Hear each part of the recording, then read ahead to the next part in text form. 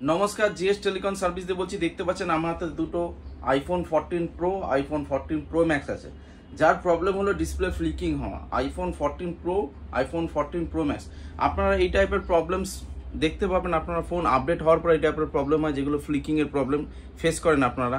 এটা খুবই ঘন ঘন হচ্ছে বলে আপনাকে দেখানো পসিবল হচ্ছে। আইফোন 14 প্রো সেম প্রবলেম এটাতেও আছে। IPhone 14 pro max same problem, iPhone 14 pro max.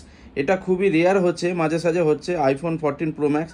যদি পসিবল হয় আমরা দেখাবো আপনাকে আইফোন 14 প্রো ম্যাক্স। দেখুন আইফোন 14 প্রো ম্যাক্সেও হচ্ছে যখন আমরা কোনো ধরনের কোনো ব্রাউজিং করছি।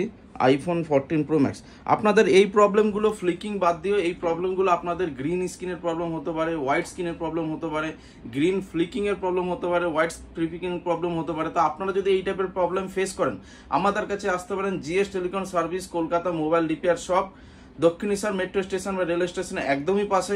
এরকম টাইপের প্রবলেম আমরা সলভ করতে পারি। দিনের দিনই আপনারা করিয়ে নিয়ে যেতে পারেন আমাদের কাছ দিয়ে বসে থেকে। Thank you very much.